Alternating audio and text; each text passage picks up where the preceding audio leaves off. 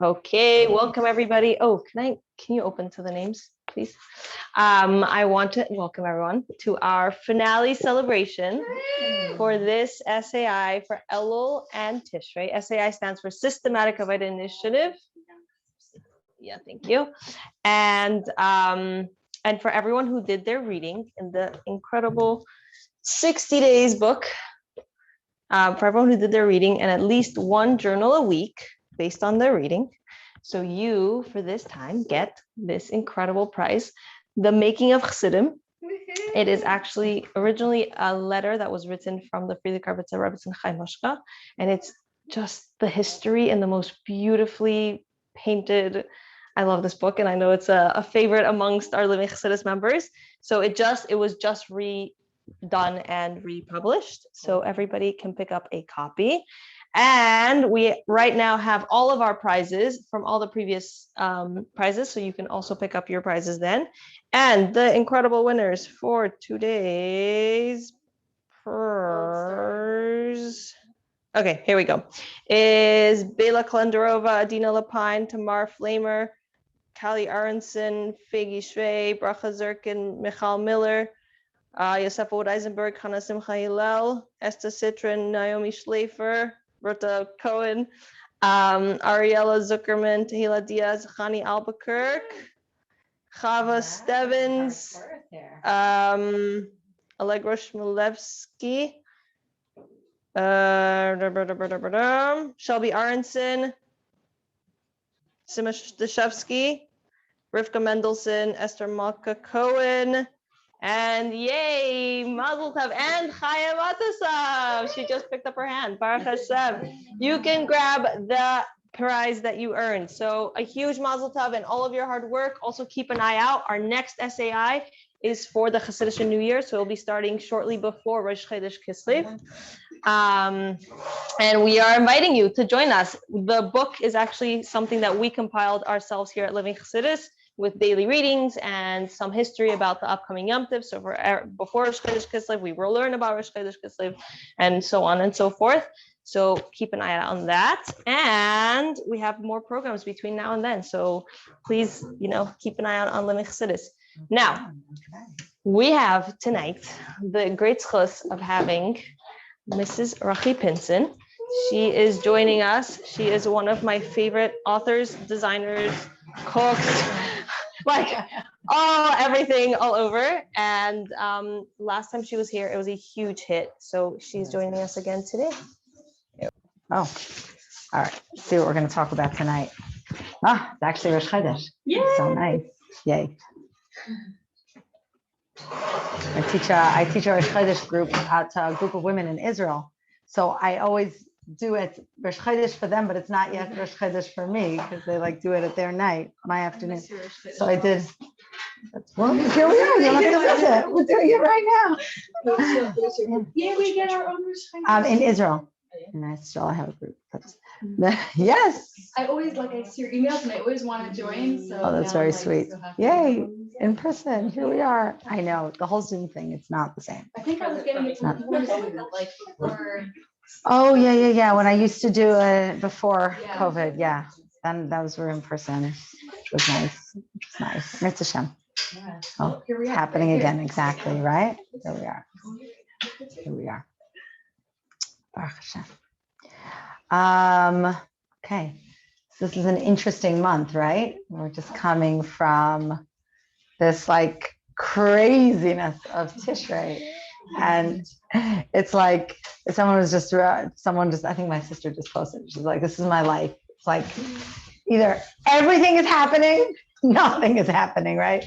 That's the we go from Tishrei where it's your head is spinning and then it's Cheshvan. Oh, okay, now what? It's a very important, it's a very, very important month, I think, to talk about as we go into it. So much potential in this month if we're aware and we're able to be present to the power that we have in the month of Cheshvan, which is a very powerful month. Even though coming next to Tishrei, it might feel like less than, but we'll talk about how it actually has in its own way, even a greater power in a way. So we were, just in Tishrei, and we all know the words, Yaakov halach ladarkei, right? This is the famous words that, okay, hit the road, Jack. That's it. We're done. You did we did the whole high of Tishrei, and now be on your way. But sometimes there's this feeling of okay, but what just happened?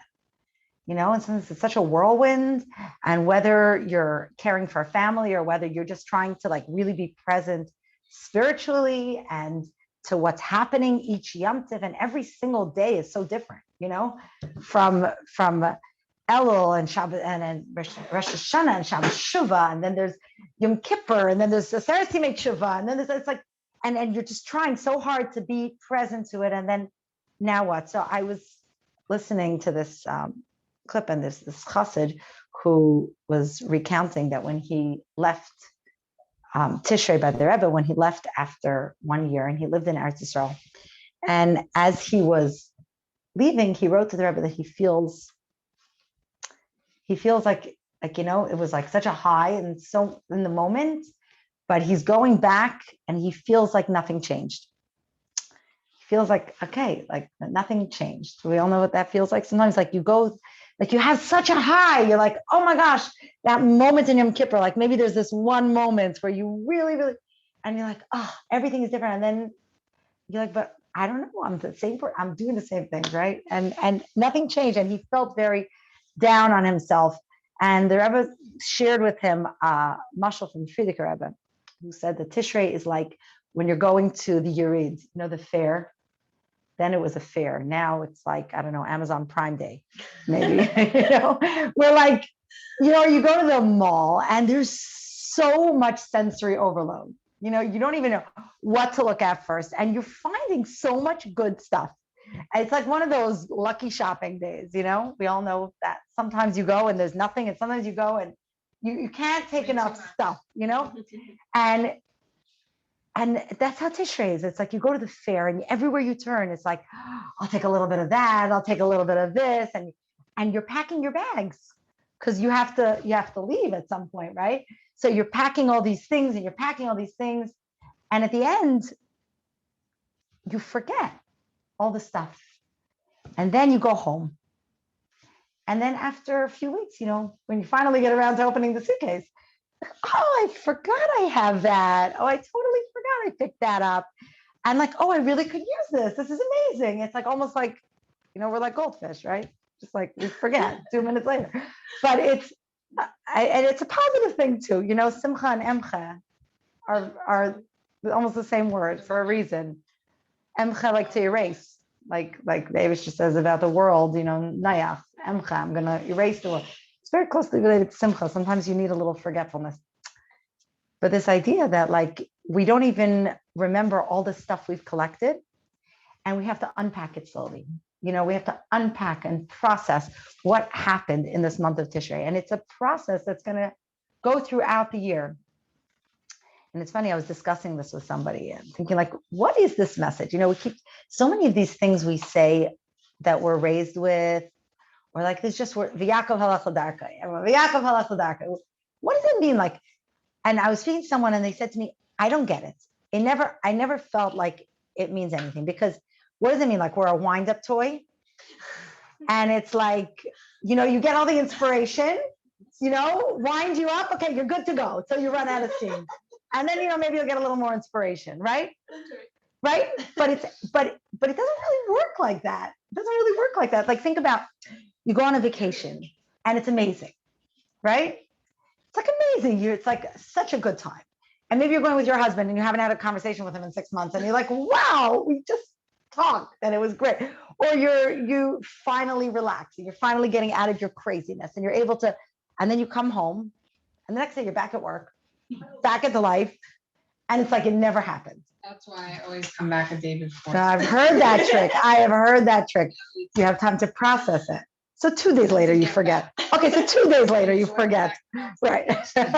because the minute life hits and you go into regular everyday life, it's almost like it never happened. You're like, how do you, so it's not really like a wind-up toy, because it's not like, like you wind yourself up, you get all that energy on vacation, and then like it keeps you going for the next, not necessarily. The next day, it's like it never happened in a way. But what it is a little bit like it's in your suitcase. So once in a while, you can pull it out. You pull out a memory, you pull out a feeling, a sensation from that time, and it reminds you. It reminds you what's possible. And it brings that into your everyday life. It brings that moment, it brings that feeling, that connection into your life. And it's always there for you to access it. So this is the idea. We're collecting all this spiritual energy. We're collecting all these moments of connection and feeling at one, in the moment, present, inspired, and we're taking those things and now we have to start to process them. We have to start to live them out in real time and take it out when we need it. And remember that we have it. The month of Cheshvan, which we also call Mar of Khazan, right? Is we always think of it as like a little bit of like a bitter month. It's like a boring month. There's like absolutely, like when in Yiddishkeit, like forget Yiddishkeit, like in Chassidus, like when are we ever like left with a month with nothing? It's like almost like impossible. But here it is. We have a month with nothing. I mean, only 4 Shabbosim to keep something in there. Something a little bit, but for the most part. Why is it called Mar? So we'll talk about that a little bit. Right, exactly. Right. So the idea of the bitterness. So there's a little bit of the idea. What about? Tammuz is, but there's an emotion. As in like, there's, first of all, the summer months are months in which we're receiving a lot. The way the sun comes into our lives, there's a lot going on. And it's like it's an Ar Yashar. It's like a direct light. So even if there's no necessarily, but also there's like the 3 weeks, the 9 days. It's not that right, exactly. So it's not necessarily maybe happy inspiration, but it's moments of connection. We connect. You can connect through sadness too. So it's better to have more than nothing. It's better. You want to feel something. The sign of Cheshvan is the Akrav, which is the scorpion. And Scorpio. It's pretty horrible. Can I just give No. She's a Cheshvan baby. No, Scorpion is actually amazing. People tell me that. No. I think I'm going to continue talking to you. It actually has huge potential. We'll talk about it because we have a Scorpio here. We'll talk about it. It's actually amazing. But they say you need a Scorpio to understand a Scorpio. But the Scorpio is a very, very positive. When it's used correctly, it's a very positive sign. Everything is like that, by the way. Every sign is positive. Everything there's nothing we know about scorpions is that was in the pit. Yes. That's it. So I've never heard of scorpion besides for that. But there is the idea of the coldness, and we'll talk about why actually that idea of the coldness. The akrav is like it's a cold poison. It's actually the word akrav is kar and av. It's cold and dense. That's where the word comes from. The idea of like, and that's the downfall of Cheshvan is the coldness. So like the nachash, the poison of the nachash, it's heat. So when you have passion, you already have the potential for you to transform maybe even negative passion into something positive. So let's say sadness, it's an intense emotion and it's maybe not super positive, but when you're feeling, once you're already feeling, then you could already feel. Then you're already on the right path. The coldness is where there's a lot of danger. The danger when we're cold to something. And like if you want to inspire someone, bring them closer to Yiddishkeit, and they're passionate, that team, don't talk to me about that team, and they have all this passion. That's a person I can work with. There's hope. There's hope. When the person doesn't care, that's the person you're gonna have a hard time getting through to. So the idea of the coldness of the month, the idea that even we're entering into a state of cold. So we're going from the state of Ar Yashar, like direct influence, direct sunlight, feeling the warmth, and now suddenly we're going inward. And now suddenly it's Ar Chazan. We have to start returning the light. We have to start giving back. All that light that we've been absorbing, all that inspiration, all of that stuff, we have to start to self-generate. We have to start to find it within ourselves and create our own warmth, our own inspiration, our own creativity. It has to come from within. So we can't be dependent anymore on stuff that comes from the outside. We have to find it in ourselves. Maybe we've collected it over time, but now it's part of us. We have to access it. We have to find it within ourselves. The letter, yeah. I have a question. I'm just wondering, is there a problem with questions on the YouTube? Is fine. It should be fine. If you want to repeat the question. All right, so I'll just repeat the question for anybody who's watching. Okay, I'm not sure if it comes in now or if not, discuss later, but back like the idea of unpacking what we've gotten over Tishrei, like as it comes up, as we get reminded. What about like what we've picked up like unconsciously? Like a lot is not necessarily like this conscious experience that I could point and say, this is the lesson I gained over here. This is what it is. If I was fully present in something, I wasn't necessarily thinking about the lesson. Yes. So how does that work with the unpacking? I think that's a really good point. So Chaya, right? So Chaya just asked the question, which is like sometimes we're just absorbing and we're not so conscious of what we're absorbing. How do we unpack that if we're not even conscious of what we absorb? So that's really good. We're gonna talk about that idea as we talk about the month of Cheshvan. So we'll get back to that. The idea really that that there's like a Nephilia of sorts that happens when we come from a spiritual high or from any high, right? Any amazing experience where there's like some outside influence coming in, and then we go to, and like think about like actors and actresses or people who are like singers who get up on stage and get like all this feedback, and then they go home and they like fall into depression because it's so hard to go from that to nothing, right? So there's this idea of in Cheshvan of this Nephilia, like withdrawal. Yeah, exactly. Like it's a withdrawal from like all that input. Suddenly like we have to output, and it's a transition. Every transition is tricky. Every transition time is a time where you have a potential to fall and you have to gather up your strength, right? It's like when you're in the flow, you're in the flow. But then when you're moving from one flow to another flow, you got to lift yourself up. You have to get up. And that's why the letter Nun is the letter that's, according to Sefer Yetzirah, is the letter that is connected to the month of Cheshvan. So the Nun is we always use the Nun as like the Nephilah and Nun are very connected, which is why actually when we say Ashrei, the only letter that we don't say in Ashrei is the Nun, right? When we say the Samach, Soimech, Neiflim, because the Samach comes after the Nun. Actually, Kislev is Samach. Oh, wow. So it's the support for the Nephilah that could happen. But you know what's beautiful about the word Nun, about the letter Nun? In the word itself of Nun, you have two Nuns. You have the Nun, that's the bent Nun, like the falling, the Nephilah, and you have the Langer Nun. You have the final Nun, which is the Nun that rises up. So even within the Nun itself, we have the potential to rise out of it. The Nun itself is the bent and the risen Nun. So the power that we have in the month of Cheshvan, it's not about falling. It's about that power that we have to lift ourselves up after a fall, because falling is not a problem. Successful people fail much more often than people who never succeed at anything. And on average, I mean, if you look at like someone like Thomas Edison, right? I think he had like 1,000 inventions. I don't know how many, and maybe 1% of his inventions came to light. But that's all that he needed, right? But he had to fall all those times. And he's actually the one who famously said that success is 1% inspiration and 99% perspiration. So the idea that inspiration is very nice. It's nice. It feels good.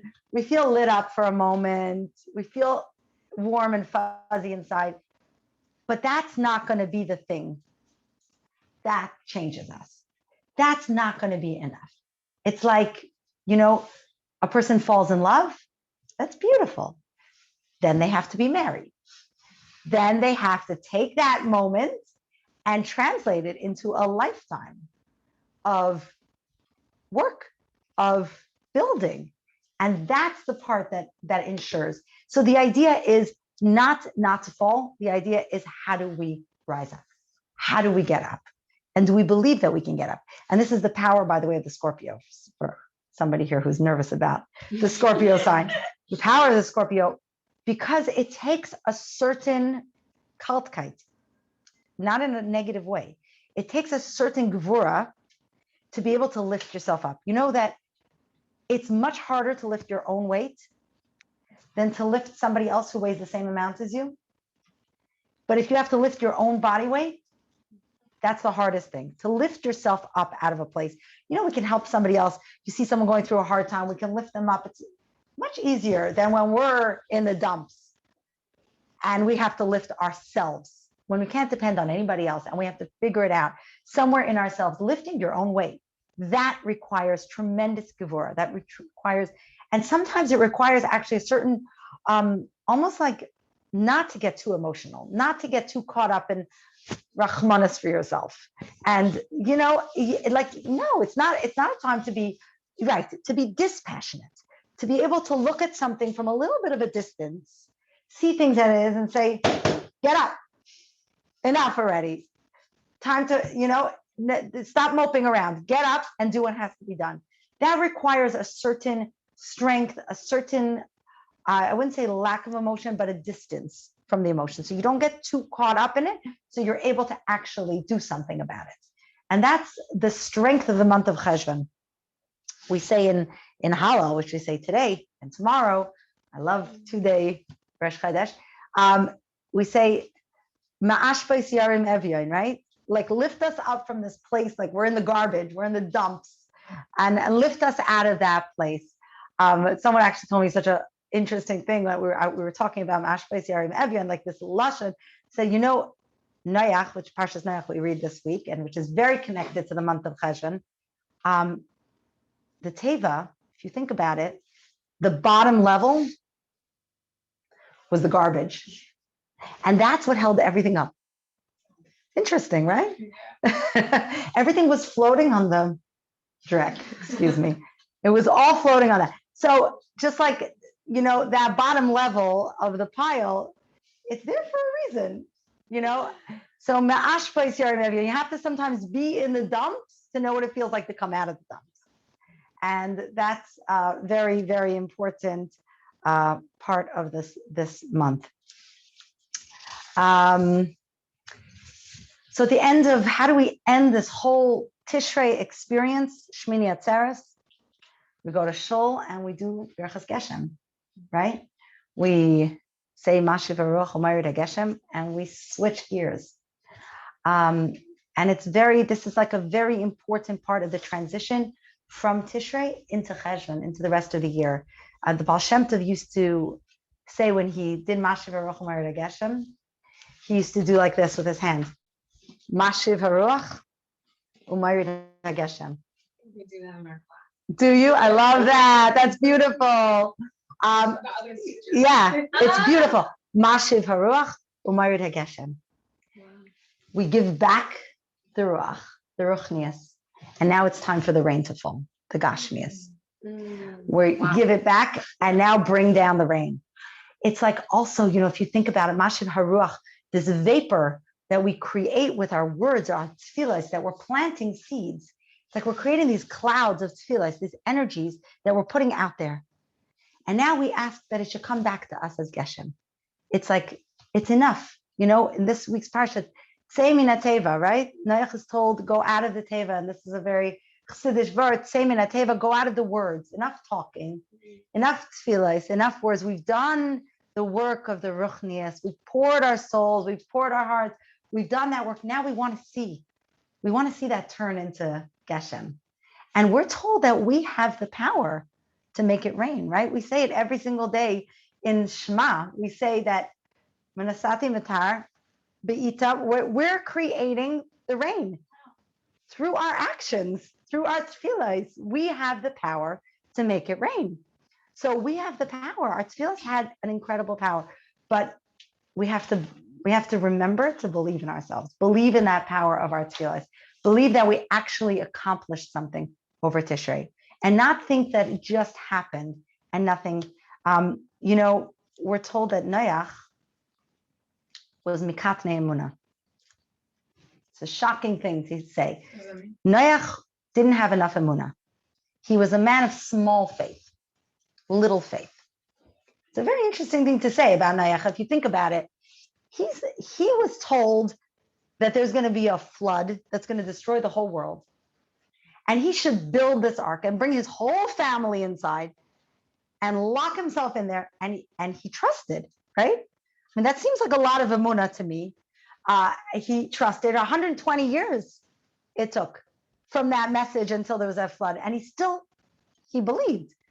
I mean, it sounds like emunah to me, but still we're told he's a mikatnei emunah. And the reason for that is that he didn't believe that he had the power to make a difference. He believed in Hashem's words that Hashem was going to bring a flood and destroy the world and he could protect himself, but he only protected himself and his family.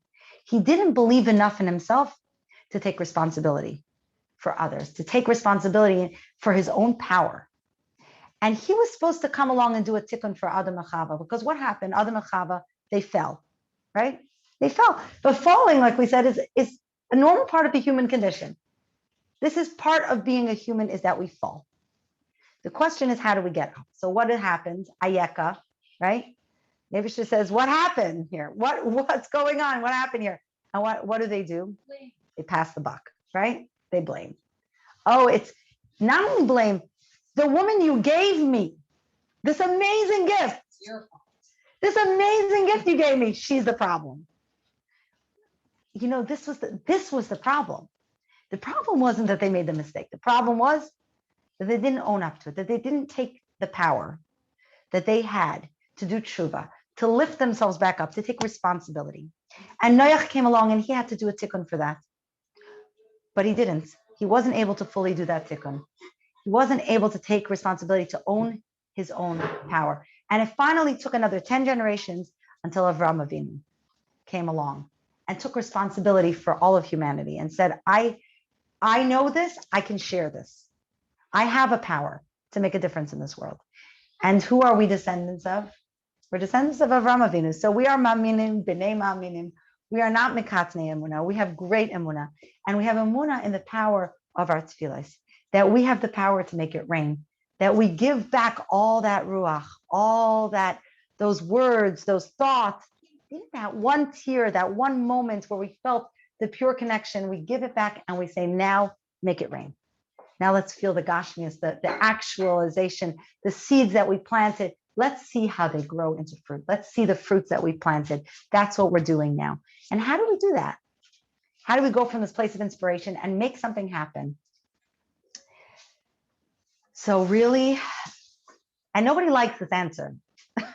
I'm just warning you.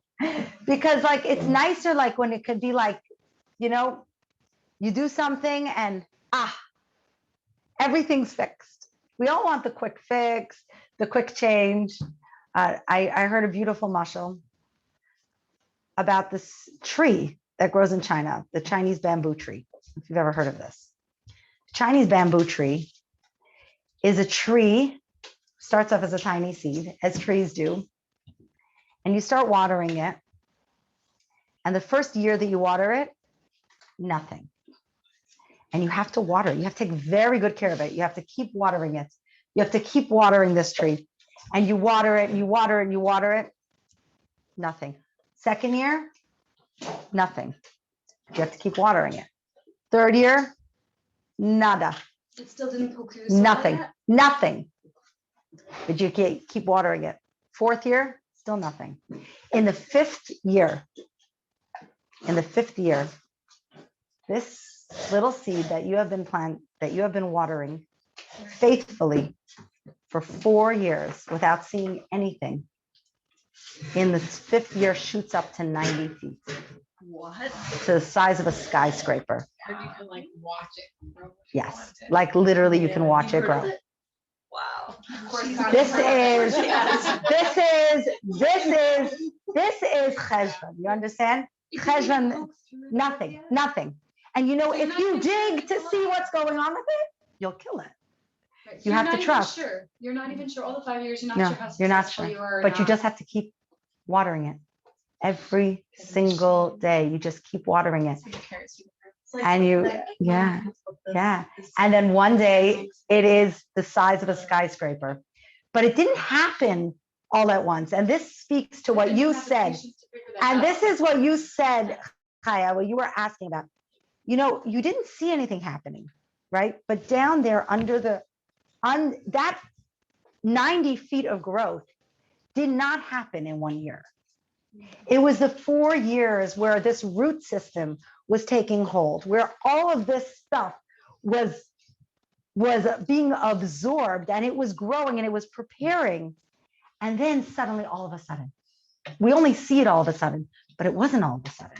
It took 4 years of nurturing. So what is the Mar of Cheshvan? Yeah, it's like bitter, but Mar also means a drop of water. You know that? Like in Tehillim, we say, Hine goyim kemar midli, like the nations are like a drop in the bucket. The word Mar comes from the word drop. And this is, in the Torah, we're told that this is the Yerech Bull. This is the month of rain, right? This is the month of the Mabul. This is the month of water. This is the month in which we water, in which we nurture. And it's the month in which we watch things grow, but sometimes we don't see it. We don't see it. We still have to keep doing it. The Sire gives a body part to every month. There's a body part that's aligned with that month.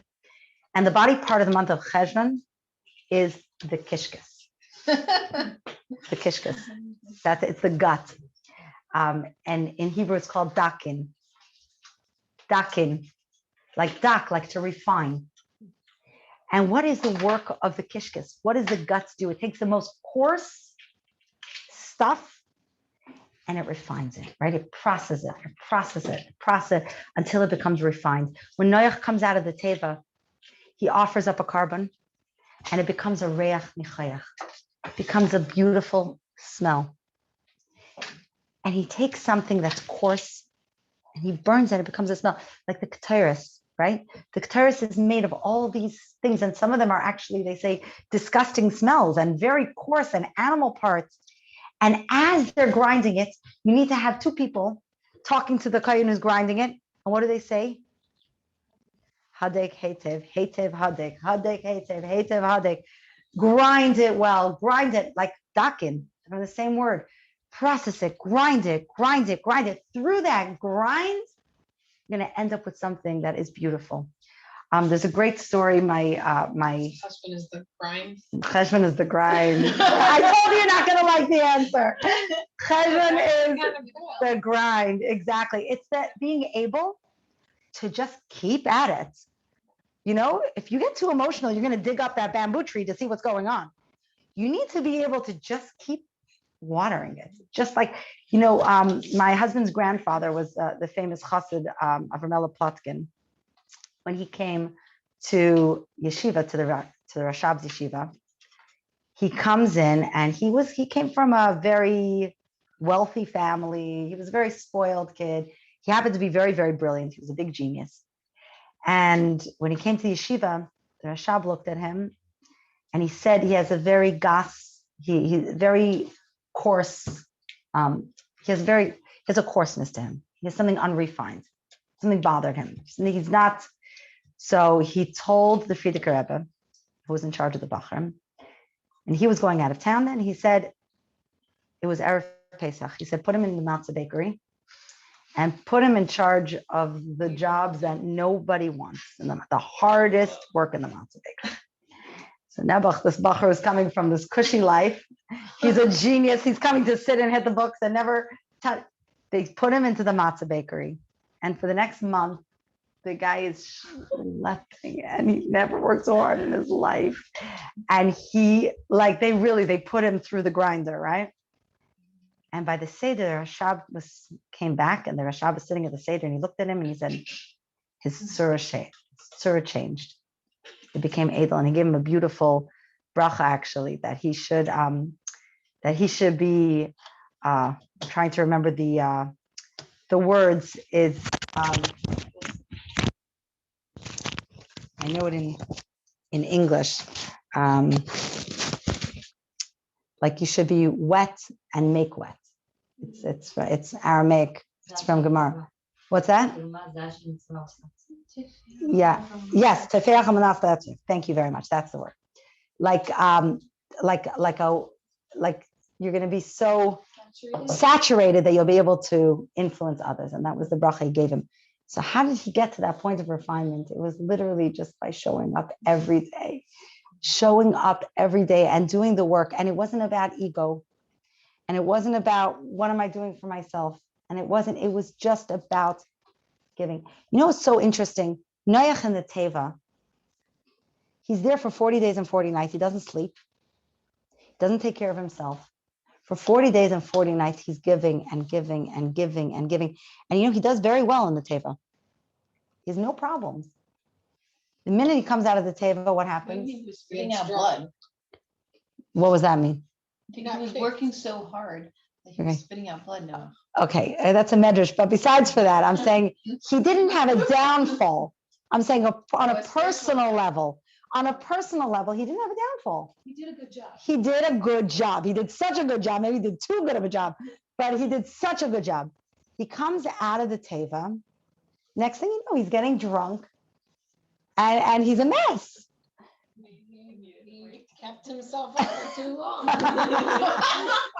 That's one way of looking at it. But I think it's that, like, you know, when you're very present in the moment, like that is the greatest inspiration. That moment of inspiration is beautiful. But if you're looking at it from the outside, you know, it's in Tishrei, we're getting it from a very high place. You're dancing with the Torah, you're feeling it, you're experiencing this high, it's beautiful. But then you're gonna be searching for that high from the outside. That's not gonna work out. When we're living in the moment, right? And then you get drunk, maybe not in a good way. And that's what happens. I mean, you see when people are living in this place, right? We're talking about singers or actors who are like living with like all this feedback, and then suddenly they're not receiving it. They have to go on drugs. They have to go find something else that like to give them that input, because and what do they really need? What is their real desire? To be really fully present. That's when we can really be in the moment, whatever it is we're doing. Whether we're dancing with the Torah, or we're davening Yom Kippur and we're fasting and we feel like we're a malach at that moment, or whether we're literally taking out the garbage again. It's the same thing. We can be in that same high when we're truly, truly present. When we're really, really in the moment. That's the beauty of Cheshvan, the beauty that every single day is the same as the other day. And yet, we can be on a high. Just from being present, just from showing up, we could still be on a high. Because if we're doing something with our full self, then the high is coming from inside us. And that's the true strength that we find in ourselves, to find that, that lift that comes from inside.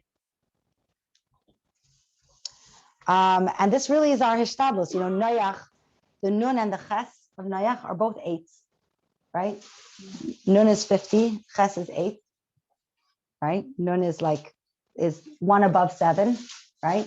49 days, the 50th day is the day that goes beyond nature, right? 7 times 7 is nature. We go to the 8. 8 is always about transcending nature. 8 is about going one step beyond. That's why the bris is on the 8th day. It's our own Histables, right? Hanukkah, the miracle that we create. It's all about bringing ourselves to the table. It's our Histables. And that's what Cheshvan is about. Cheshvan is not about searching for it from somewhere else, from an outside source. It's about finding it within ourselves. And that's how we lift ourselves up. That's how we can get to a place of Hadek Hetev, a place of dakint, a place of refinement, a place of lifting up from this thing. To do this, to get to this place, you know, we say, how do we do it? And really it requires both, like we said about Noach, that he didn't have enough faith in himself. So a certain confidence and also a very deep humility. This idea of Hallel and Haidah that we say in Hallel as we enter into the month It's really these ideas of both the humility of knowing that we're here for a bigger purpose, that we're part of a bigger plan, and the confidence that we are part of that plan. They both exist, and it's very, very important. The Nachash is also very connected to the month of Cheshvan.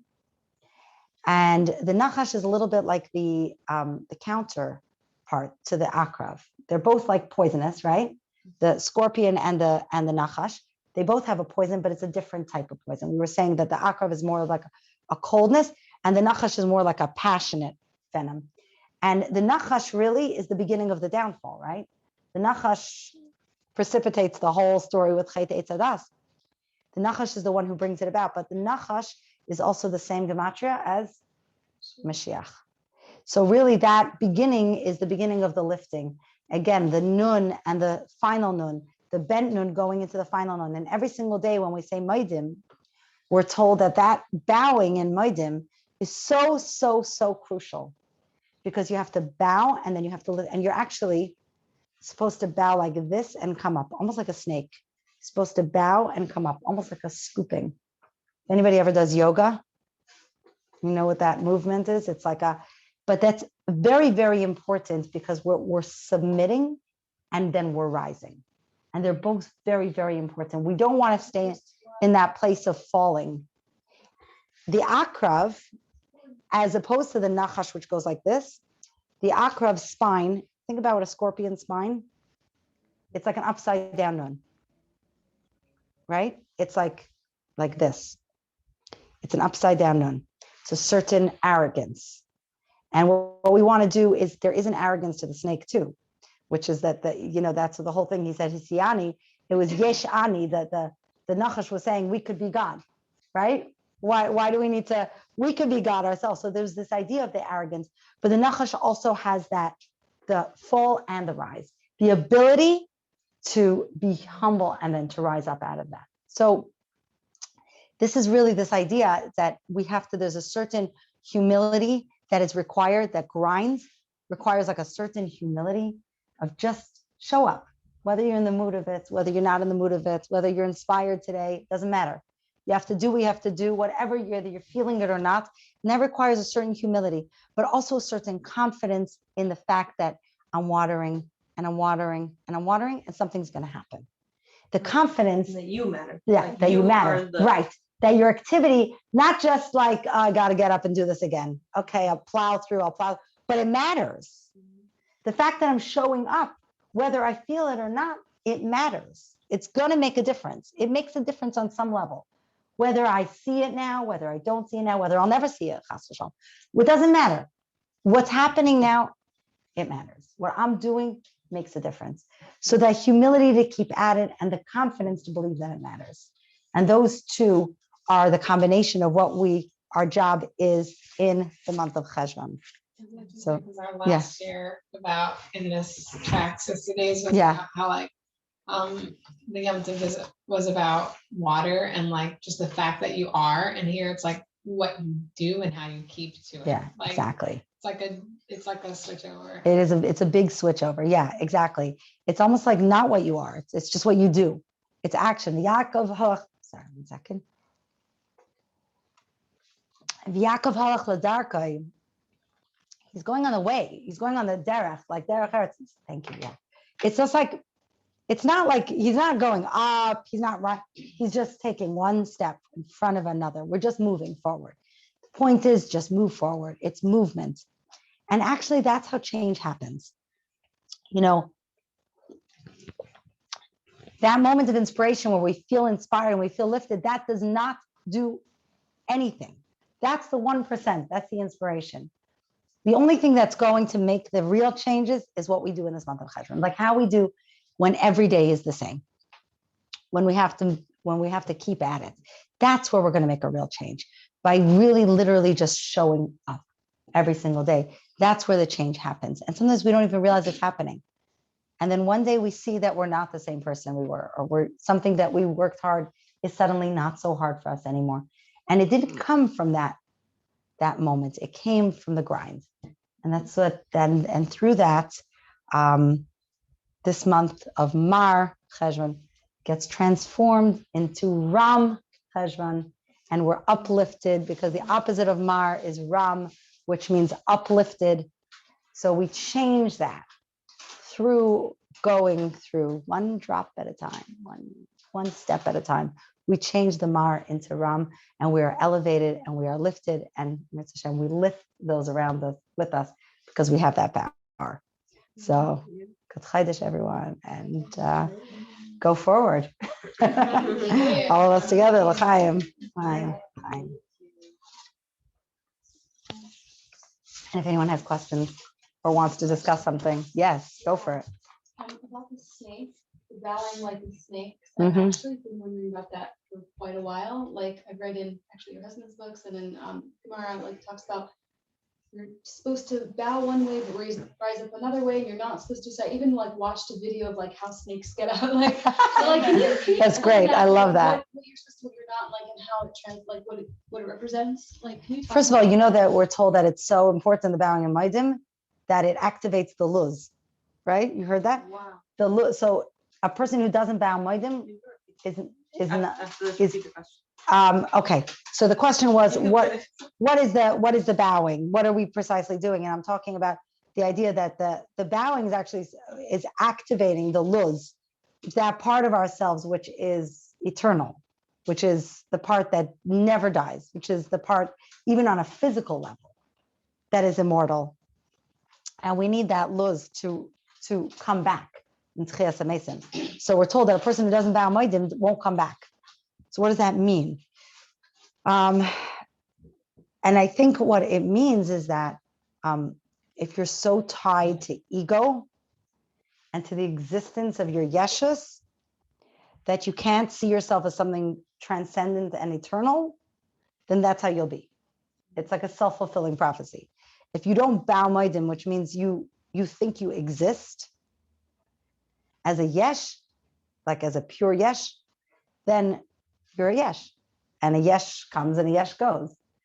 But if you can tap into ayin, if you could tap into that, the Mashiach aspect within you, that spark, which is the redemption, the part that's eternal and the part that doesn't die, then there's going to be a part of you that stays eternal. So what is the bowing? The bowing is like it's. And it says something like you're not supposed to bow, like there was something about the snake, like you're not supposed to bow one way, but you are supposed to rise up another way or something. So in other words, when you bow, you're like this.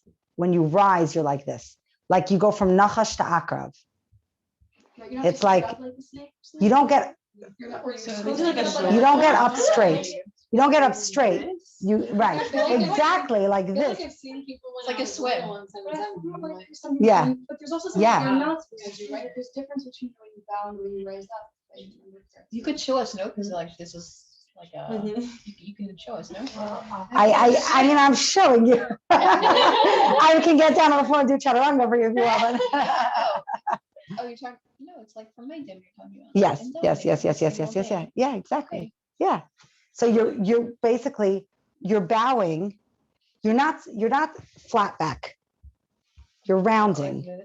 That's like real submission. Okay. You're rounding. And then when you come up, you come out of it. Exactly. There you go. You literally look like you're Micha. swimming. No, it's like that. It's like the Egyptian dancing. What is that? Like like where you use your neck. You're literally like a snake. You know, you're going down and you're coming up. What was the thing? Do you remember the thing that you're not supposed to like? Because I remember there was a discussion there, but like, you're not supposed to do it one way, but you are supposed to do it another way. I'm not sure. Maybe you're not supposed to go like this. You have to first submit before you rise up. Instead of just, like that, you actually have to first dip and then rise. As you begin the words, you start like folding over. The word maidim, yeah, Right. yeah, the And actual, then- yeah, and then you come up. Very interesting. Yeah, and it's very interesting. Yeah. It's very interesting because like we really embody this feeling. Like when we say Baruch Atah Hashem in Shemona Esrei and we bow, each one is like a very important. The Baruch, we bend our berkayim, right? Like the word Baruch, it's submission. It's like a bending. It's very, and then Ata, it's different than Maidim. Ata is like it's an encounter. So it's like a face to face. It's like a bowing meeting face to face. It's like etzem to etzem. And then when you say Yud Ke Vav Ke, you actually want to be up because you're channeling. So it's like the process of channeling the brachas that we're asking for and channeling all this energy. There's a process. I think that's good. I think that's good. That's good for today, right? But it's an amazing thing because when you say Baruch, you want to actually get into a place of submission, of humility, to accept that there's like this endless wellsprings of possibility of the brecha, right? Of everything. And then Ata is your face to face. It's huge. And this one you do get up straight. And then when you say Yud Ke Vav Ke, you want to be upright. Because that's when you're a channel. You're like a conduit for all of that. You do. You work on it. It becomes right. Just keep doing it. Right. You just keep doing it, right? You just keep doing it. You just keep doing it. Yeah. She's practicing her moedin. I want to see you davening tomorrow. Yeah. It's very powerful. Yeah, Baruch is bending your knees. Ata is bending forward, a bow. And then Hashem is upright. Oh, you're talking about not Maiden. Yeah, that's the difference. The Maiden is Right. Maidim is a different thing. It's Haida'a. And that's very, very important. Like if you see like the original Nephilia, what was the big problem, right? Was the lack of gratitude. This woman that you gave me, she's the problem. You know, how do we have to own up. We have to have this gratitude and Haidah. And it's like also taking responsibility. Like, okay, you gave us these gifts. We have to do something with it.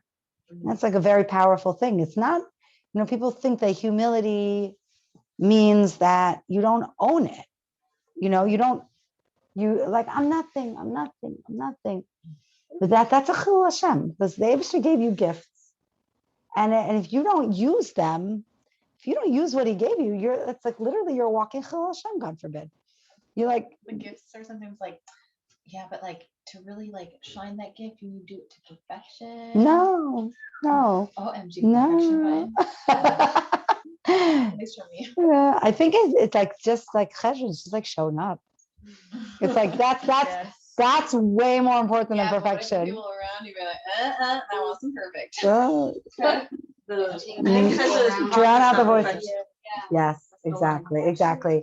And inspiration is not a destination, and that's very important. Don't let perfect be the enemy of good. Yes. But also actually, or the enemy of done. Of what? Of done. Oh. Sometimes, if you're gonna wait till it's perfect, it's just never gonna get done.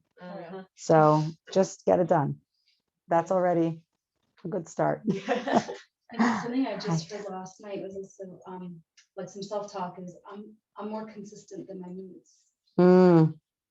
That's good. Wow. Yeah. I mean, I'm hearing that. Yeah. Is a Cheshvan thing. That's a Cheshvan theme. Absolutely. Consistence and persistence. That's Cheshvan. It's like I get it's it. about showing. And that requires not being too emotional. You understand where the Scorpio power is?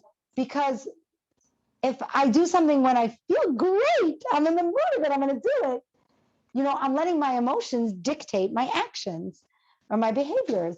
And we have to transcend that. We have to get past that. We have to be like, I'm going to do it. If I'm in the mood, I'm going to do it. If I'm not in the mood, I'm still going to show up. Is there like, like you have your free time. Some people have it more than others, but like there is this concept of like, hey, so this is good. Like I do better when exercise is in the morning or in the evening. You know what I mean? Right. And then like that particular day comes, you're like, I'm really not in the mood. I could just read a book, or no. It's just like right now, just focus on consistency. Like a different month, you can be like flexible about these things. Is that what it is? Like, I think that through the practice of doing this in Cheshvan, it'll make it easier to access that the whole year. I think like just through doing that consistency, you're going to train yourself to get up and do it, whether you're in the mood of it or not. Yeah. And 40 days, right? We always say 40 days is the trick. So, start Rosh Chodesh Cheshvan and go till 10 Yud Kislev, you're in good shape. 40 days off sugar, you have no addiction. Yeah, there you go. 40 days of anything is like very powerful. So, you know, Okay, and that's like also findable. It's like, okay. right, 40 exactly. days. 40 days, 40 And it days. doesn't have to be perfect for But you. then you Exactly. don't- That's the thing. If you get up and you exercise, but it's not the full workout, that's also fine. That's also fine. And if you You miss know- one day out of the 40, you could still continue. And you could still continue, get up and to continue. And if you didn't make it in the morning, you could still do it in the afternoon. And if you know it, you're more tired that day, you do it And if you're different. really tempted to spend a This long program time on helps your us with phone, that. like, it's okay, we're gonna stay on track. We can just Stay on talk about track. our other part. Yes, yeah, It's not as exciting. Yeah. yeah. The other thing is not $1 billion industry. I don't He's know. like, I Yeah. want to get my. You know, I just heard- Really I excited. just heard such a crazy thing. They did this study with teenagers. They put them in a room with nothing, like 4 walls, no stimulus, but a bunch of teenagers together. And they took away their phones. Oh, thank God. Okay, wait. And then they had 20 minutes with nothing. But there was one thing in the room, which was something you could shock yourself. You can give yourself electric shock. Oh my God. And do you know that the teenagers chose to shock themselves rather than do nothing? Oh my Talking God. to each other. Because they're so used to feeling. It's a feeling all the time. So really, They it's have the like, option of talking to each other. yeah, they could have had a conversation. For 20 minutes. They could have had a conversation for 20 minutes, but they needed stimulus. And they were so, it needed stimulus. They were ready to accept pain over nothing. And I think that's like really, that's like a lot. What's that? No, I feel like at a certain point they'll realize, like, you know. I mean, they would just shock like, themselves into yeah. oblivion. And then like realize that there's more to just the physical Shock, right, feeling right. of like always something. But I think the test was like, Right, if you right, right. would they choose bad sensation versus no sensation? Or And- normal sensation. Yeah, like talking. Right. No outer input. But that's really, I mean, it's like, yeah. No, everyone together. Yeah. Yeah. That's the beauty of Shabbos. We Yeah. get trained to like. Yeah. To take a step Yeah, back. what about with fun kids? I want to see Yeah. how that would look. Yeah. I think they would Yeah, know. we're used- I think we're they more would used know. to it. They would know what to do. They would know what to do. Yeah. Yeah. Is there any interaction at all between them? I don't know. I don't know so many details of the study, but you can definitely Google the study and see more details, but it's pretty fascinating. But I think that's, it was actually funny because you could end it, but I'll say something, I don't know if I want to be on YouTube, but in my class last night that I had with my group in Israel, which is my, When you and say my- like that, it's like. well, you can always decide to edit it out. I don't know. But it's a very secular group of women. And some of them are in New York, actually. Some of them are in Israel. And so after the whole talk about Cheshvan, one of them brings up this thing. She's like, it's totally off topic, but it's been on my mind. So let me ask the group, what does everyone think? And she says she got an offer to go and do ayahuasca. Anyone knows ayahuasca? Yeah, it's a drug. It's like one of these like crazy plant drugs, like you take it in a group and it's a crazy trip. Anyways, she's like shrooms. Yeah, like that type of thing. Yeah. It's like a type of tea and it's whatever. And so she's like, I don't know, but this is like, she's going through like a lot now, she's actually she's completely secular. She started to learn Torah now. She's starting to learn. She's becoming a little bit more involved in Yiddishkeit. She's like turned on completely. She's lit up from it. She's like, she feels more spiritual than she's ever felt in her life. She sat in our sukkah. She's like, I feel so alive. I feel so present. I feel, nidlak. And now at the same time, I'm getting this invitation to do this ayahuasca. And I don't know, like, should I do it? Do I need it? And it was very interesting, like the reactions from like the people in the group, because there's this one woman in the group who's like a complete junkie for every type of outer, she goes to every festival, every burn, Burning Man, mid-burn, this burn. She's like she's a junkie for that high. And she was like, no, you don't understand. You have to do this. It's going to blow you away. And then there's like, but the conversation was like very interesting. Everybody's different opinions. And then I realized, like, as we're going on, and I was like, actually, it's actually not off topic at all. This is exactly That's a good teacher. on the topic of Cheshvan, because this is exactly what Cheshvan is about. Like, do we need that outside stimulus? Do we need to take something to make us feel? Or do we have it inside us? Like, can we just access that from what we have within? So it wasn't actually off topic. And it was a very good, she made a decision. She wasn't going to do it. So it was an interesting like decision that she came to it from a very positive place of like, I'm actually able to generate this on my own right now. I'm feeling very spiritual. I'm feeling very in tune. I'm feeling aware and present. Why would I need to look from the outside? And so I think that was a very good message for the month of Cheshvan, not that anyone here is considering, going that ayahuasca or whatever. But now that I've let you know about it, maybe but I think that the answer is that, we have the Torah, we have Chassidus, and we have so much that we can access that we don't need to be searching for it from an outside source. To go deep and to let it come Yes. from within rather than looking for Yes, the easy. that's where the courage, exactly. It takes a lot of gevurah, it takes a lot of strength. So that's it. This is a very strong month. It really does. It takes a lot of strength to just to believe that you have it inside you and you don't need to look elsewhere for it. And it's not just in terms of the Yom Tovim or in terms of, it's like what you're getting from, are you getting this from other people? Are you getting approval? Are you getting encouragement? Are people saying, good job, you're doing great? That doesn't always happen. And we need to be able to persevere without that. We need to have that enough in ourselves that we can keep going and give ourselves the positive feedback that, Be our own fan. be our own best fan. Exactly. So, that's recognizing your own power. All right. Well, you really Thank did. you. Pleasure. Thank you for having me here.